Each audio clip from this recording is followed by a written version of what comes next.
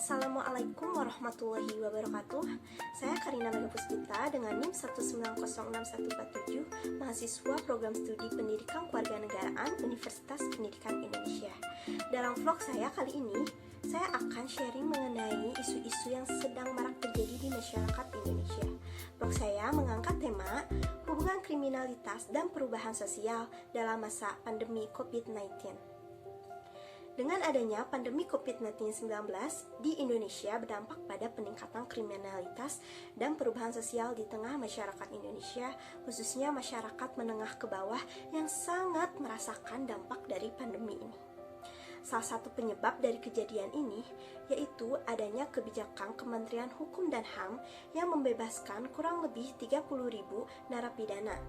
Pertimbangannya untuk mencegah terjadinya penyebaran virus di dalam rumah tahanan maupun lembaga permasyarakatan. Apalagi di beberapa rumah tahanan maupun lembaga permasyarakatan telah mengalami over capacity. Tentu saja hal tersebut tidak sesuai dengan protokol kesehatan penanganan pandemi COVID-19. Namun, kebijakan pembebasan narapidana melalui program asimilasi tersebut justru menimbulkan masalah baru di tengah masyarakat, yaitu meningkatnya kriminalitas meskipun suatu wilayah sedang dalam status PSBB. Terdapat beberapa jenis tindak kriminal yang dilakukan oleh para napi asimilasi seperti pencurian disertai pemberatan, pencurian kendaraan bermotor, pencurian disertai kekerasan, penjambretan, serta pembegalan. Selain itu, banyak masyarakat yang memanfaatkan situasi pandemi serta PSBB sehingga semakin memperparah tingkat kriminalitas. Tentu saja hal ini membuat masyarakat menjadi merasa resah karena tidak hanya kondisi kesehatan mereka yang sedang terancam, tapi juga dihantui oleh tindak kriminal yang bisa saja mengancam nyawa. Beberapa pelaku mengaku terpaksa melakukan hal tersebut karena tuntutan untuk memenuhi kebutuhan hidup. Di tengah pandemi, banyak lapangan pekerjaan yang terpaksa harus tutup. Ditambah lagi, penerapan PSBB di sejumlah wilayah yang menghimbau untuk melakukan work from home, membuat masyarakat kelas bawah, khususnya napi asimilasi, kesulitan untuk memenuhi kebutuhan hidupnya. Pekerjaan-pekerjaan informal yang biasanya menjadi alternatif juga tidak dapat berfungsi secara maksimal. Perubahan sosial yang terjadi di masa pandemi ini dapat mendorong kita ke dalam situasi anomi, yaitu situasi di mana terdapat ketegangan dan ketidakstabilan dalam struktur sosial yang membuat individu mengalami tekanan dan akhirnya melakukan tindakan yang menyimpang, salah satunya tindakan kriminal. Ketegangan dan ketidakstabilan tersebut tentu saja dipicu oleh pandemi COVID-19 yang kemudian berimbas salah satunya pada kondisi ekonomi masyarakat. Bagi masyarakat menengah ke atas, pemenuhan kebutuhan hidup di tengah pandemi tidak menjadi persoalan berarti. Namun, bagi masyarakat kelas menengah ke bawah, hanya untuk memenuhi kebutuhan hidup saja belum tentu dapat terpenuhi.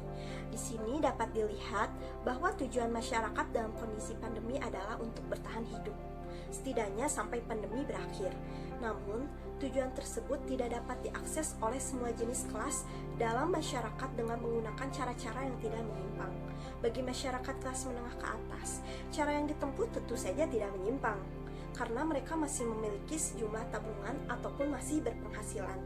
Namun, bagi masyarakat kelas menengah ke bawah yang tidak memiliki tabungan maupun penghasilan tetap, mereka dipaksa oleh situasi untuk tetap dapat memenuhi kebutuhan hidupnya. Disinilah terjadi apa yang disebut dengan situasi anomi. Upaya-upaya untuk mengatasi maraknya kriminalitas di tengah pandemi COVID-19 adalah memperkuat jaringan pengaman sosial. Fungsinya adalah agar masyarakat dapat tetap survive sampai pandemi berakhir.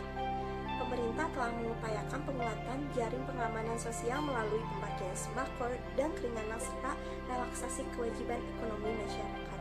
Namun, penguatan jaringan pengaman sosial yang basisnya adalah kontrol pemerintah atau government control tidaklah cukup, karena pemerintah selaku pengelola negara memiliki keterbatasan tertentu, misalnya keterbatasan fiskal dan keterbatasan data. Disinilah perlunya mengaktifkan basis kontrol sosial dan kontrol budaya.